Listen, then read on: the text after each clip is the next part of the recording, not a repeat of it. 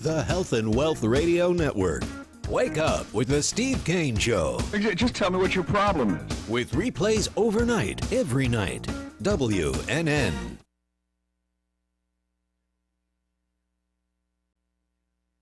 Talk 1470 is WWNN Pompano Beach and 95.3 FM W237BD Boca Raton, the Health and Wealth Radio Network. Staying healthy is difficult. What nutritional supplements should you take? What foods are best for you? What health practitioner should you see? You've got health questions, I've got health answers. From heartburn to hemorrhoids, pain to pimples, carpal tunnel to the common cold, gluten to gallbladder, and gingivitis, and all points in between. I'm Dr. Bob Martin. Tune into my Sunday talk show at 10 o'clock on Talk 1470 WNN.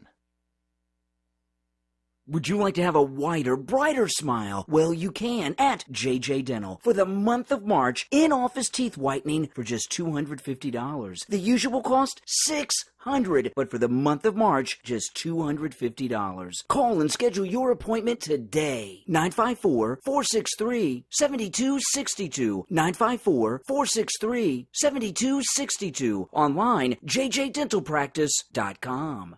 There's an unwanted guest in thousands of homes. It's opioid addiction. Think it can't happen to your family? 20 to 30% of patients prescribed opioids for chronic pain will misuse them. And about 80% of people who use heroin began by first misusing prescription opioids. Drug overdose is the leading cause of accidental death in the U.S. Don't be afraid to talk about it, because help is available. This Beasley Best Community of Caring message is brought to you by Talk 1470 and 95.3 FM WNN. This is Talk 1470. Talk 1470. WNN. The opinions expressed on the following sponsored program are strictly those of the host, guests, and callers, and not necessarily those of this station, its staff, management, or sponsors. Welcome to the Mick Bazzuly Show, brought to you by RP Summit, putting money in businesses' pockets for 20 years. Visit rpsummit.com. Now, here's Mick. 10:01 on a Sweet Tart Tuesday here in Fort Lauderdale, Boca Raton, broadcasting out of the Beasley Studios in sunny South Florida. I understand you're having some tough weather up in the Northeast, out west in California. Get ready for the big rains, 3 to 5 inches. But right here in the studio, it's fantastic. Got Joe behind the glass on the boards. Everybody's around. Freddie Santori here at AMP2, and our camera people all ready to rock and roll. Got a big show planned today. We're going to be speaking to Pot Network shortly. Mr. Bruce Barron, a regular on the show. He's been here. We haven't spoken to him in a while. It's been about 3 months. They've had a meteoric rise. It seems they've taken off. Probably a little profit-taking, being it was hovering between 6 and 8 cents. Went all the way up to 97 cents, and it did well. Also, the CEO, Rick Goulding, will be here joining Bruce on the phone. I want to state that Cleartronic was going to be on the show today. CLRI, they just entered the cannabis industry, and it looks like they're going to have to cancel because they haven't completed an acquisition or a joint. I believe it's an acquisition. They'll probably come on maybe Thursday or the first part of next week. They're excited about it. I spoke to Larry Reed. He couldn't give me any information, although he said, book us as soon as you can after Thursday. So we will.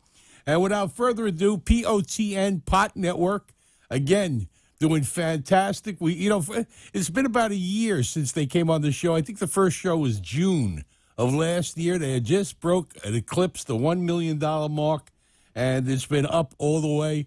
You can catch all the shows, the previous shows on YouTube under the show name, The Mick Bazzuly Show. And you'll see that Bruce and Rick have both been steady with their projections. They've increased them. They've actually done about 40% better than they had said they would do, which is always nice. Without further ado, let's go to Bruce Barron and Rick Goulding. Gentlemen, welcome to the show. Thank you. It's Bruce Barron. Bruce, how are you? Good. How about yourself today? Fantastic. A long time since we spoke. You know, I look back at the older shows, and I can see you were right on the money with your projections. How are the sales going so far this year? Well, they're running about $2 million a month for the quarter, so that we should be right on target. The first 2 months are on target, a little bit ahead, and March should come in so that our $6 million forecast for the quarter should be right on schedule. Okay, and I noticed that you did a couple of shows this year. I had some people out in Vegas. They tell me that your booth was just packed with people. I mean, you gave out samples of the gummy bears. You gave out some of the new product. You have those honey sticks. They flew off the shelf. Okay, you have any shows coming up? Yeah, there's going to be a bunch of shows coming up, but the most important thing is the reason people are enthusiastic is because we're right on target. Our numbers are good, and we're hitting them consistently. The product is moving off the shelf, which is good. We're constantly introducing new products, and more importantly is that we're doing something that almost few companies in the industry are not doing, which is our sales are building, our distribution's building, and we're making money. That's the key issue. Yeah, and I understand you've actually hired more people because of the major deliveries that have to go out of your warehouse just about every day. I mean, you're shipping product in record numbers. You started out with like 5 or 6 people, and now you're up to about 50 or 60 people working there. That's true. Well, when you go from a forecasted base last year of $8.3 million to a performance base of $14.5 million, that's a nice record, to say the least. So we're way up above projections, and more importantly is that the product is moving, and that's what's the key as far as the retail distribution. Plus the fact is that our e-commerce business is gaining every month. It's about 25% of revenue as we sit, and it should continue to grow as both in dollars and a percentage of revenue, which is nice to the shareholders' ears, to say the least. No doubt about it. I mean, everything comes down to revenue. Now, I've gotten a lot of emails. People are anxious to know what the status is on the audit. Can we expect it soon? I know an audit takes a lot longer. It'll make your bulletin board eligible, too, I believe, but we'll get to that. But what is the timing on the audit, you feel? Well, the audit should be, our target is the end of this month, so it looks like we're on target so that we can finally get certification of our numbers independently to prove that what we're doing is absolutely correct. Okay. And that's critical, as you know. You need that independent verification. No doubt about it. When an auditor does an audit, they basically sign their life away, so every dollar there, it's dollar in, dollar out. It's all verifiable. And, it just takes time. And I know I've sweated a few out in my time. But it looks like within 14 days, probably about sometime after Easter maybe, or just before Easter, you should have the audit completed, and then everybody will be able to view it. Yeah, our target's March 31st. We might even beat that target right now. Excellent. The critical point of the audit is the verification of the numbers, because particularly in a second-year startup type company, and people have a dubious eye on any numbers that you put out there, and they need that independent verification. Yeah, right. And that will take you. What about a new exchange? What about moving to the bulletin board? Or the QX for that matter? Well, that's always the objective, because to enhance the value of the listing is critical in any shareholder relations program. The key factor here is that you got to go through the stages. Is that in order to uplift, you need that certification, and that's what we're focused on right now. Let me ask you something else about the audit. Will it show? Well, your audit will show your operating expense. How much has the operating expense jumped versus your profit?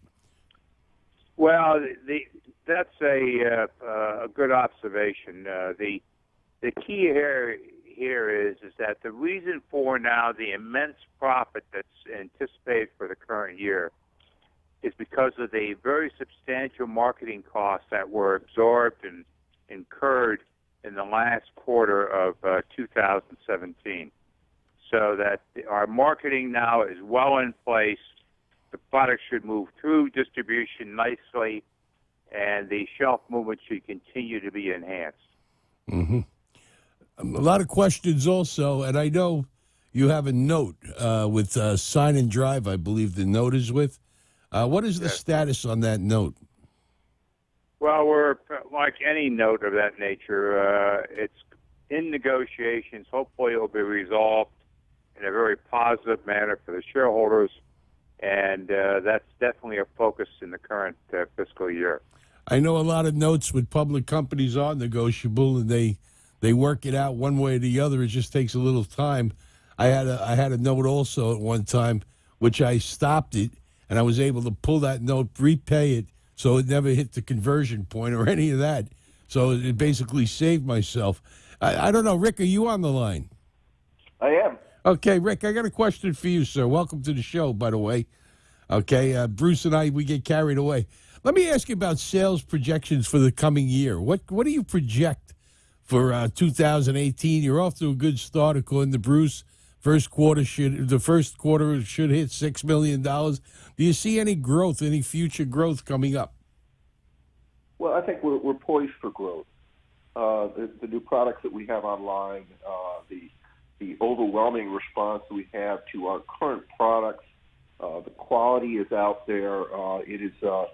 It's very interesting how this is caught on, mostly because these products are working for the intended target, i.e., pain and anxiety, for example. It really does work. Now, some of these new products that we have on board, the biotech line, especially the creams, are absolutely astounding. They're not cheap, but the products themselves last quite a while, and they're just packed with CBD. But the response medically, the application of the cream for pain, for athletes, for other types of pain, i.e. arthritis, has been just remarkable, and we're getting a lot of repeat buyers. So the products themselves and the innovation of the new products are pushing us forward. I think we're going to beat our expectations significantly. You know, it's funny because the FDA got involved when people wanted to get into CBD as far as pill form or vitamins and things of that nature. They basically stopped it several years back, and now they're reviewing that. It could go back out there. And I understand that creams, they're a tremendous seller. They also help with arthritis. I got arthritic knees from playing football, all my life. And I tell you the truth, I don't take opioids. And with the opioid crisis, people are looking for alternatives. So you might be poised here for something. Well, the FDA, this is the interesting dance that we're doing and we'll have to do. The FDA is going to get more stringent as time goes on, but these products are working. They can't ignore that. If they weren't working, then we'd be a little scared because the FDA would come down and declare it a drug or whatever. What we're careful to do is outline that there is no intended disease source. It is not out there as a cure for any entity, which is kind of a dance that you have to do with the FDA at this point because we are not a pharmaceutical. Right. But the products are working. They're working very well. And the proof of the pudding is in the pie. They've done tremendous studies on hemp oil, on CBD, and they do find astonishing results. And the FDA can't dispute that. So their feet have been put to the fire as far as coming up with some sort of an approval so these companies can go out and market products that will help. So that's why I'm saying you have to be poised and ready to go, because it's my understanding that within the next 30 to 60 days, they're going to come down with a pretty good ruling on that because of the CBD oil and the advantages out there. Yeah, we are anticipating. I don't know if it's going to be that soon. The government. Well, they've been working at it for 4 years now. Yeah, that's par for the course. I mean, it's something they just didn't start. They started, almost a half a decade ago, and it's about time for results because they're starting to get pressure. Let's face it, the opioid, you saw the president yesterday in New Hampshire talking about the opioid crisis up there, that the New Hampshire, of all places, is the third hardest hit state out of the 50, behind Ohio and West Virginia. But you got to look at it in a way and say there's got to be an alternative. People get hooked on these opioids, and they can't get off them. In plain English, they end up ODing and dying. I mean, we're losing 160 people a day. When maybe that joint pain or something else could have worked with a cream, or maybe something with cannabis oil in it. And I guess that's why we're seeing CBD oil. Any company with CBD or better CBD like you don't go to China for your CBD because that stuff is terrible. And it's bootlegged. It comes in through Europe, and it's drop shipped and then transshipped to the United States as European oil, which is no great shake either. So, again, to me, it looks like you might be poised for some good news on that, as well as some of these other companies out there that are fighting the FDA. Well, we are, and in fact, what we've done is we've taken an initiative in this area, a proactive stance. We have 4 doctors on advisory staff, and we're running our own independent study specifically on our products. So we're going to have some results shortly on that, but they seem so far to be very, very positive. What we're doing at this point is making sure that in the future that we are ready for any FDA moves. In fact, we welcome that. I think that CBD is ultimately going to be our answer for, at least in part, to the opioid crisis. I got to agree with you there, because it can, let's face it, people get hooked on opioids. They go to the doctor, they have back pain, they have joint pain, they have ankle pain. You got so many different pains, the human body. And now that we're becoming an older nation where there's actually more old people than there are young people, for the first time in our history here in the United States, you're going to have a lot of people looking around. And it's not kids getting hooked on opioids. You got old people, too, getting hooked on opioids, 70, 80 years old. You have attorneys. You have former war veterans. I mean, there's got to be an alternative to this, because this is a crisis when you lose an airplane full of people a day, overdosing on an opioid or basically heroin. Because when you look at oxycodone, it's refined heroin. That's all it is. Well, opioids are a difficult battle, but withdrawal is what we're looking at. And we found that opioids withdrawal is very difficult to go through, but the anxiety and the discomfort is greatly alleviated with CBD oil. It's better alleviated with THC, with actual marijuana. But the CBD oil at this point is our only arm. That's our only defense. And it is probably dose dependent.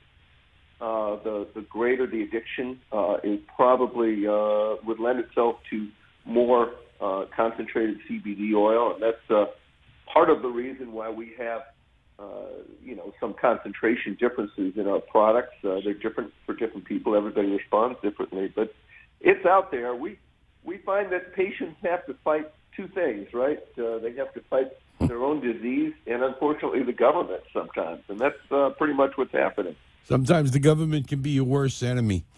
I've got, not to change the subject, but we've gotten a lot of calls, and I've gotten several emails on this blockchain that you've just entered.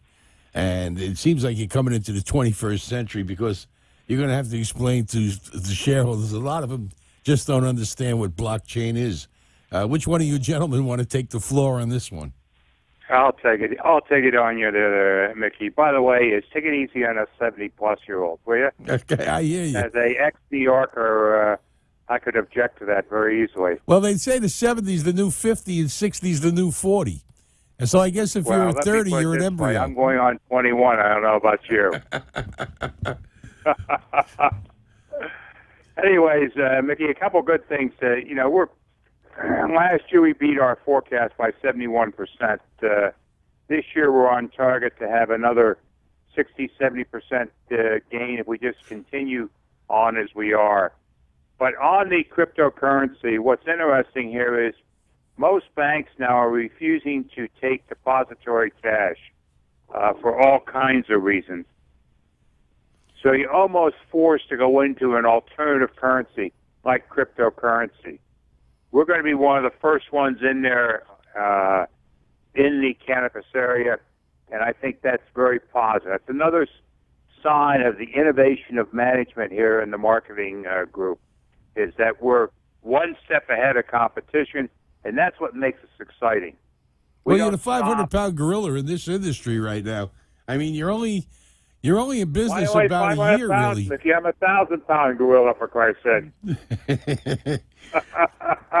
Well, blockchain, it's funny because federal banks don't take they weren't taking cash out in Colorado because they are FDI insured, and they don't want to take cash because it's still a federal law to take cannabis money in, not CBD, not stuff that you're doing, but marijuana companies that sell the actual weed, even medical marijuana.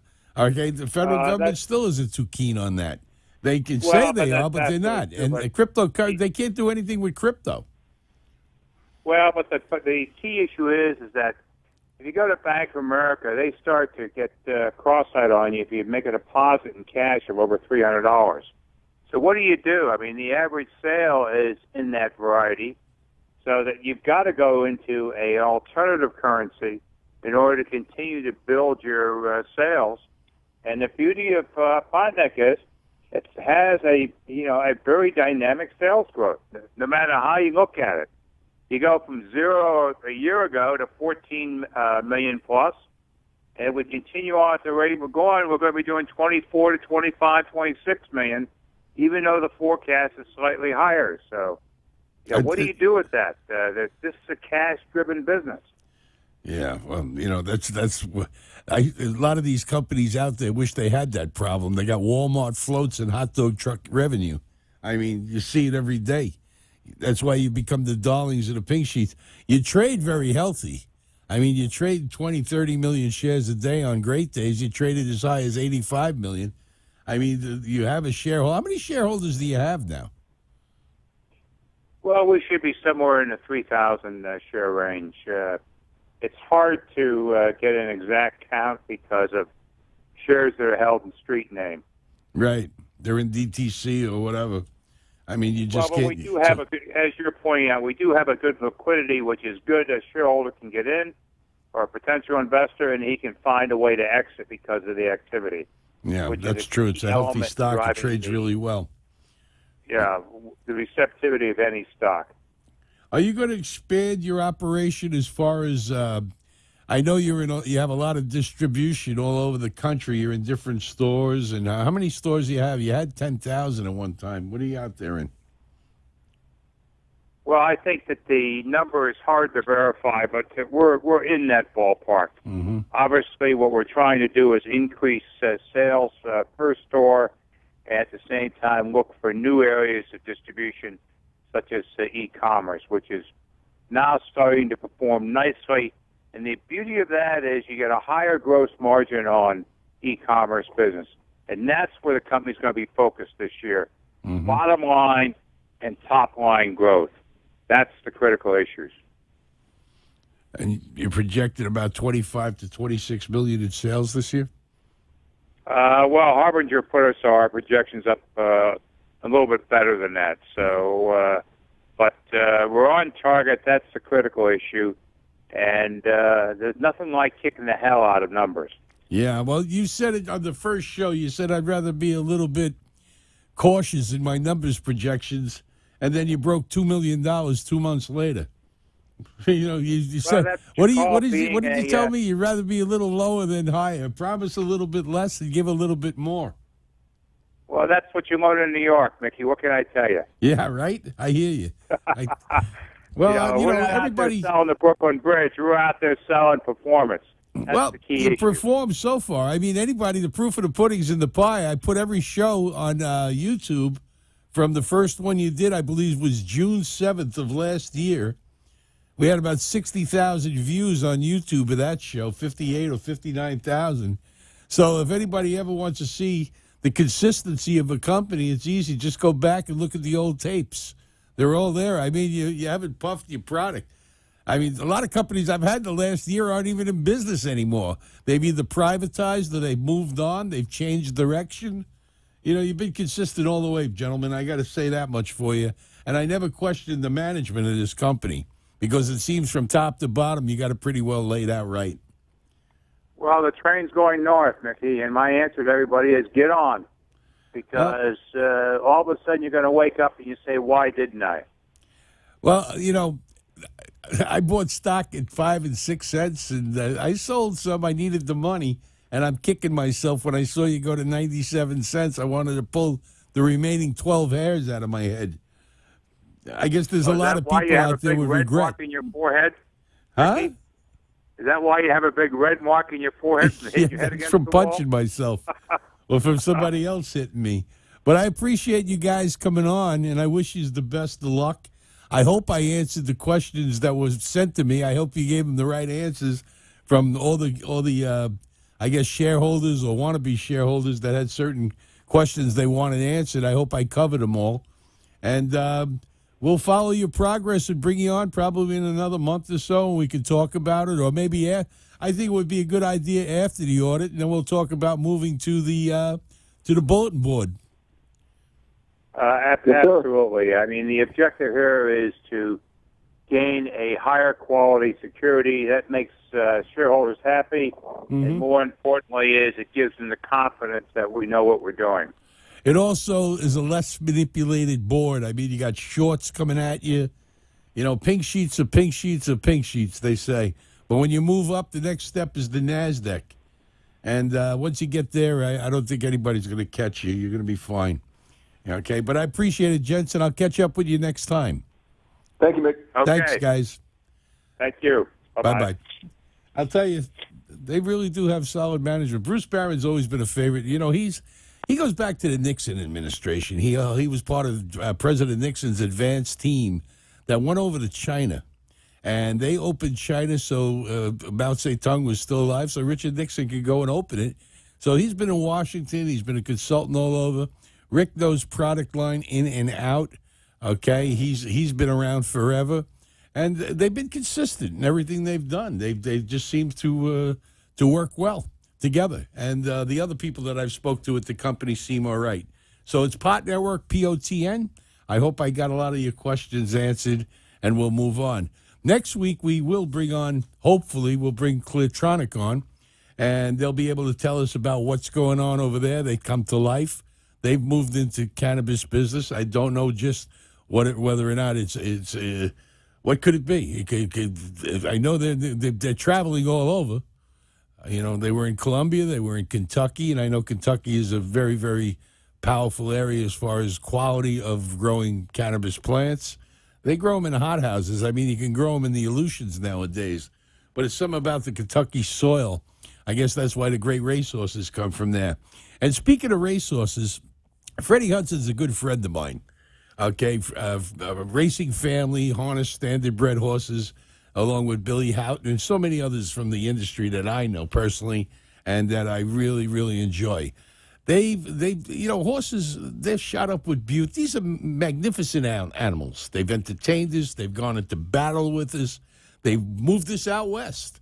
I mean, they're basically a companion for man, and they shouldn't be slaughtered when they get older. I mean, they end up in, you know, an Alpo factory like Bold Forbes, who actually won I believe it was the Kentucky Derby or the Preakness. He ended up being slaughtered. He was a gelding. He couldn't have any small horses. That was the end of him. But if you want to adopt a horse, it's an easy way to do it. Just go to adoptahorse.org. It's totally tax deductible. It's, again, adoptahorse.org. And you really don't want to eat horse meat because they are loaded with butazole and all kinds of other antibiotics, and it's in the animal. So if you ingest the meat, you ingest the drugs along with it. It's no good. Fully tax deductible. They've saved, 4,000 horses. They've been around since 1988 when they first conceived the idea. They have them all the way up in New Jersey. They have them in Louisville, Kentucky. They have farms that will take these horses in, but you got to feed them, and it takes a few bucks. AdoptAHorse.org. Go ahead and throw a few dollars into it. It's tax deductible, and you'll feel better about yourself. Here in Fort Lauderdale, season winding down. Another couple of weeks right after Easter, the snowbirds will be starting to head back, and we'll get back to some sort of a normalcy here and the regular madness that goes around. I'll be bouncing around 33rd Street. Hopefully the Sweet Tarts will be out there entertaining. Maybe I'll catch Carmen Medina, my good friend over there, Jamie King Colton. He's also playing on 33rd Street. So I'll be bouncing around town looking for my next story and my next show. I hope to catch up with you next time. Joe, we're just about done here. That's it for us. Okay? Log on to rpsummit.com if you got a business and you're looking for traffic, you're looking to increase your sales. rpsummit.com is the way to go. They sponsor our show. I've known Tom Kozlowski for 15 years. He's the founder and president of the company, and they're doing spectacular things around the United States and the world, for that matter. I'm the Mixter. I'll catch up with you next time. I want to thank Joe behind the glass, Freddie Santori, all the great people here, Duff Lindsay, and the others, and we'll get back to you next time. Until then, have a great time and have a great evening. Good night.